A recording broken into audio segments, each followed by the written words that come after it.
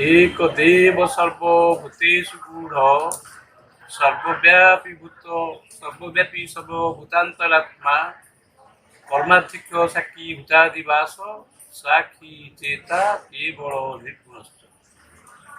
That one God is abiding in the whole universe, and He remains as the inner self in each body part, in every human being, in all creatures. Karmadhyakya is the principal of all activities. He remains within the body as a Ya, and remaining as a Ya, or the powerful soul within our body, he is doing our works. He is the sole doer in our whole body system. Therefore, in this Upanishad, it is told Karmadhyaka is the principal of all activities. Sakhi Cheta Kevala Nirgunasya. He is doing all works. But as soul or as God, he is not doing any work. But he is witness to our all activities, Sakhi Cheta, and he is all conscious, and he is absolute. Nirgunasya, he is beyond all qualities of Sato, Raja, Tama. Therefore, though he is everywhere and all pervading, therefore also it is told Ekum Sat Vipra Bahuta Vadanti. Though he is one, but why people call him in different names? Therefore people think he is many, but he is not many, he is one. Ishavasya midum sarvam jatkincha jagatyam jagat. In the whole universe, God abides not only in the vacuum, but He in air, in water, in land, in trees, in plants, everywhere He is present. Therefore it is told Ishavasya midum sarvam jatkincha jagatyam jagat. Whatever we are seeing in the universe, movable or immovable, human being or creatures, everywhere and in every being and every non-being, he is present. Though he is everywhere, but we do not feel his presence, that he is within us or he is outside us, because he is not only invisible, unseen, and he is imperceptible. To perceive him, to realize him, we need some medium, and that medium is Kriya Yoga. This Kriya Yoga, generally we call it Yoga. Hiranyagarbha Yogasya Prathama Bhakta. One ancient rishi was there, his name was Hiranyagarbha, and that Hiranyagarbha, first he systematized yoga and he introduced in our Indian society. Therefore, he is the first person who gave this yoga to our society. And he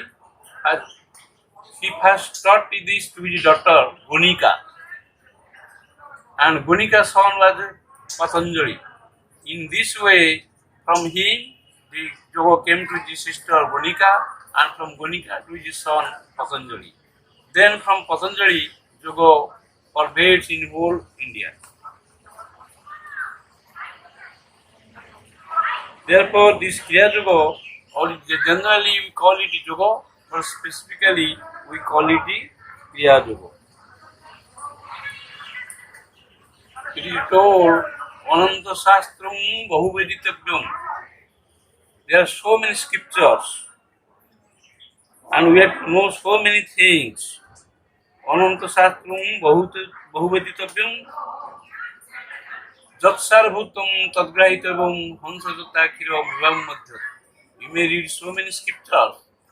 You may meet so many monks and wise people, but we should we should understand him, we should know him, we should realize him by person, from person to person. This is called realization, self-realization or God relation. Jatsarbhutum tadgrahivitavam. In scripture, so many things are told, but the essence is realization, God relation. And this is possible only by the practice of Kriya Yoga. Therefore,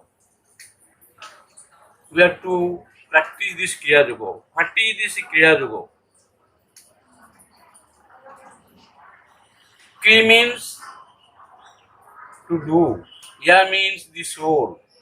So whatever we are doing by different parts of body, by sense organs, mind, intellect, ego, these are called Kri.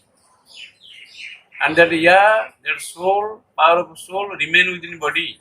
And remaining within the body, and he is doing all work. So the perception of a union of a as the doer within the everybody part is Kriya Yoga. This is Kriya. Kriya means or the power of soul, he is doing all work. We have to maintain this state of a union, of a perception, of a doership of a Kri, doership of a in our whole activity. Yoga, jivo atmani eva aikyam jivo. The perception of a union of a individual self or individual soul with the universal soul is called yoga. And this is the Kriya Yoga. Kriya Yoga means the process by practicing which we can experience the soul within us individually, and universally we can experience God in the whole universe, in all entities present in the universe. Now I am telling what is Kriya Yoga. I have told Kri means to do and Ya means the soul. If soul does not remain within us, we cannot do any work. Soul remains within us, therefore we are able to do our work. And not we, but is the power of soul, that is called Prakriti, our power, or that is Ya, who is doing all works remaining within us. And this is called Kriya.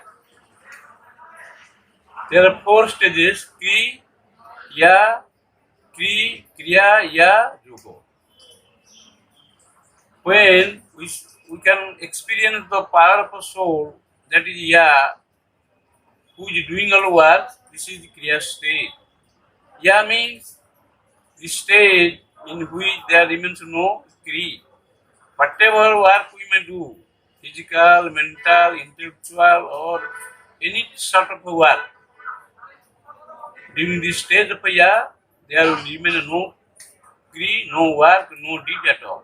Only we are conscious of soul or Ya within. And this is called Ya stage.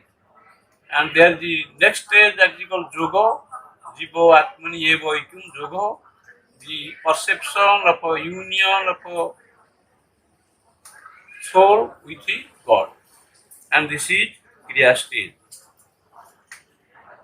Now I am telling how to get this realization, self-realization or God realization from the practice of Kriya Yoga.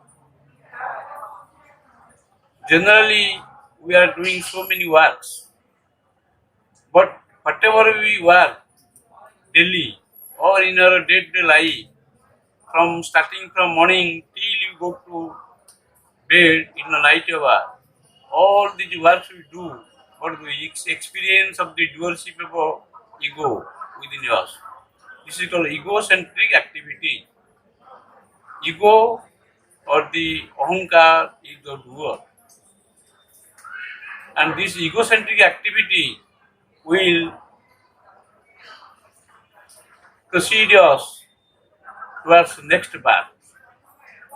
But if you perceive the doership of a Ya as the soul, then there is no liberation. Therefore, we have to practice this meditation and we have perceived the doership of a Ya within us.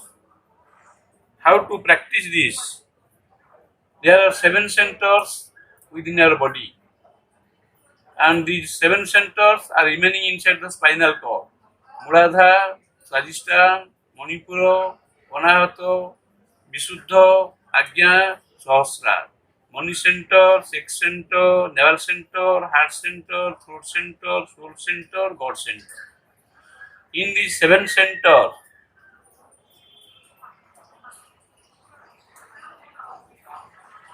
above these 6 centers, only in God center, it is called soul center, the soul remains. Therefore, it is called soul center or Ajna Chakra.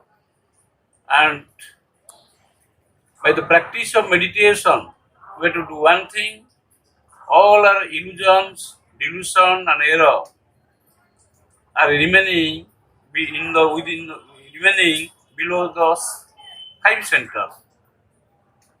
So by the practice of this first kriya, we have to withdraw our all illusion, delusion, and negatives from all lower centers to the upper center, that is soul center. If they will be there, then all will be transformed into divinity, and we will be reformed, and then we will be able to be aware of experiencing that divine quality in the form of 3 divine sensations: light, sound, vibration. Divine light, divine sound, and divine vibration. And this is the first stage. And also in this first stage, when you can experience this, then that by practice the first technique, then our divine power, that is called Muladhara, will be awakened. So by the first technique, this power will be awakened. This is called awakening of a Kundalini power, serpent power. Mulapinde Kundalini Javato Nidrit Prabhu Tavat Siddhati Kinti Mantra Dantra Archanadikam. As long as this Kundalini power is not awakened, then no spirituality will be achieved. So the first thing is how to awaken this Kundalini power. This Kundalini power can be awakened by the second technique. So the second technique, with the proper breathing, pranayama, you have to give pressure and you have to bend your whole body right side way. And then with the proper pranayama, you bend your whole body left side way. By this, your Susamna will be open, because inside our backbone there is Susamna cord, and there are 3 cords: Ida, Pingala, Susamna. Ida start from this our right nostril, and then go from beginning of a right nostril or end of the right nostril, it moves to soul center. Then from soul center, it extends up to the end of the backbone inside the body.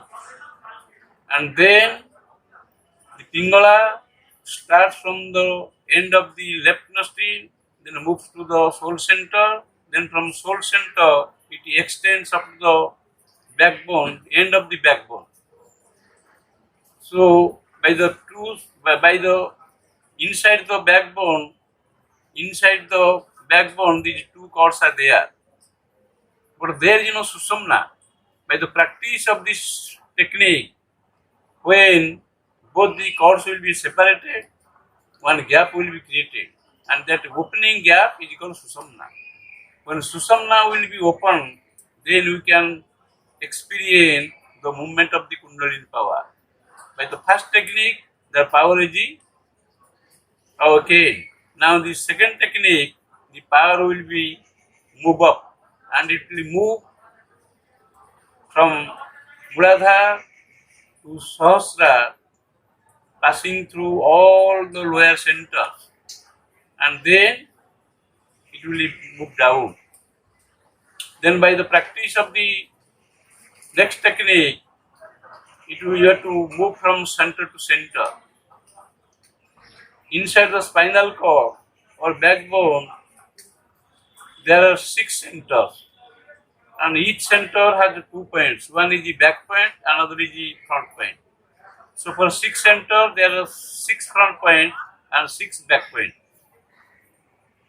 So by this rotation, you have to move this power from the front point of the soul Radha to the front point of the soul center, passing through all the front point of the centers, and then move down from the back point of the soul center down to the back point of the Muladhara through the back point of all interim centers.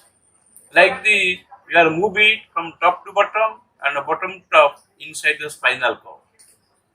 And in these 12 points, there are 12 months and 12 months and 27 stars.